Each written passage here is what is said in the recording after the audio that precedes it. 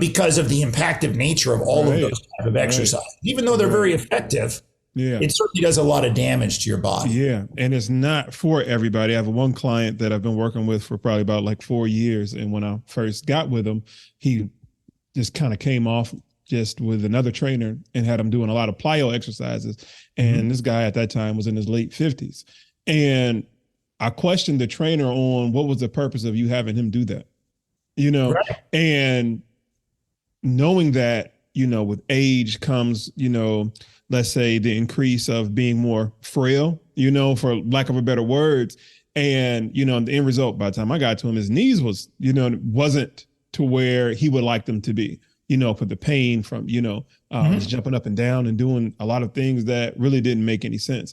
And with that being said, as you said earlier, in regards to how some people could see fitness or take fitness is like a lot of jumping up and down and, you know, the spandex and just up and down, jumping up and down. Now you got people with sore hips, sore knees, sore back and everything like that, because there's a lot of unnecessary movement that happens. So with that being said, what usually happens when somebody has an injury, you know, they get down, they get possibly, you know, depressed. So how does trampolining exercises and the jump sport, how does this help with dealing with that in mental health, as far as, you know, the negative effects of somebody's mental health status? I don't like saying, you know, mental health, because mental health is what I would say. I don't say mental health is a status. You have to know your status. Is it good, or is your mental health good? Is your mental health, you know, bad, or, you know, not in good shape? So how can trampolining exercises help with the current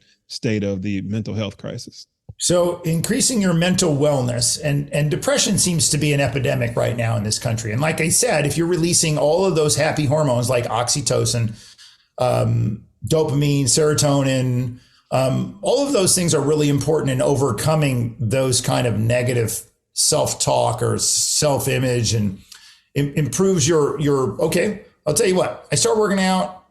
I don't feel beat up. I really like doing it. I do it. I become very consistent at it. I start to feel better about myself, right? So that improves my self-esteem. That lessens my likelihood that I'm not going to think very highly of myself. And slowly but surely, it helps build your self-confidence, because you're able to stay more consistent without getting injured, right? Or, you know, like you said, that repetitive nature of somebody who's a little bit older. You know, our body suffers a lot of wear and tear. There's only so many miles you can put on it, especially if you run hard and you run your body very hard. The older you get, you know, the more brittle things become. So everything dries out. So your connective tissue becomes more brittle.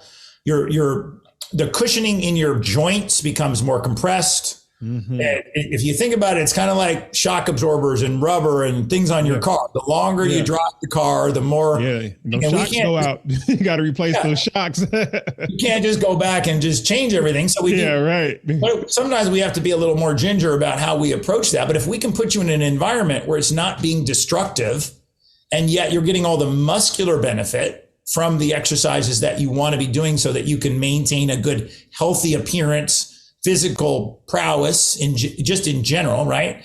Be able to go out and do what you want, play with your grandkids, go run go for a hike, go running, go jet skiing, whatever your thing is, right? The trick is to be able to give them a vehicle by which they can engage in a program that allows them not only to enjoy it. That's the key with exercise. You know, one of the main things why people quit is because it's boring, and it's not fun, and it hurts. So if I can take away a lot of that and make people enjoy coming to use this product to work out, then I get them to work out more often. That improves their mental wellness. I like to think of it more as a mental wellness. So where do you land on that scale? Am I a little low today? Am I a 2 on my mental wellness, or am I a 10? Right? And I think that you can be a 2 or 3, get on that trampoline, and your wellness level will go up 2-3 clicks just by jumping on the trampoline, not even doing a hard workout, just doing a health bounce. It's going to improve your mood because of those hormone releases. Okay. So that would be the answer to your question. The reason that the trampoline is a much better vehicle and how it will help you with your depression or mental wellness level is because you're going to release a lot of happy hormones as a result of jumping on the trampoline. Gotcha. Now, with 30 plus years in the fitness industry, how did you get started into being a personal trainer, or just your entry into personal training, or just the fitness industry? How did you get started? Well, I was a youth athlete and I used to lift weights. I think my friend's dad had this is to tell you how old I am, Sears and Roebuck, like weight set with the sand things in the plastic weights that you tape them if they cracked, so. Oh yeah. My uncle had some, and he, matter of fact, he ended up giving me his, probably about 10, 12 years ago. And I had his set, and I always liked it, but those sand, I know you're talking about the plastic with the sand dumbbells or plates or whatever. Yeah. So I started there, and then I competed, competitively in sports all the way through college. A couple years into college, I played a little football. I just didn't get as big as I would have liked to. I got you. What position did you play? I had aspirations to want to be a professional athlete. I just never got big enough. Genetics were not on my side, and I just didn't get to a size that was going to be conducive for me not to just get destroyed. What position did you play? I was a slot wide receiver. Okay.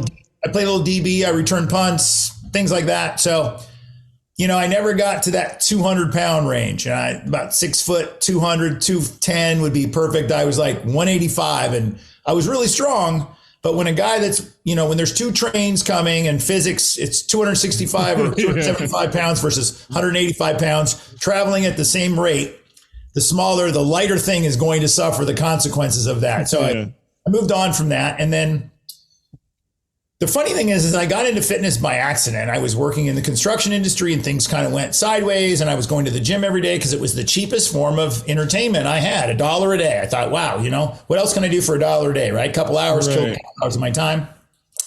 The gym owner saw that I was there at 5 a.m. and he's like, would come in with his coffee and like half asleep. And he's like, One day he got to the door, he unlocked the door, and he turns around, he comes to me, he says, "Hey, do you want a job?" I'm like, I don't know, man.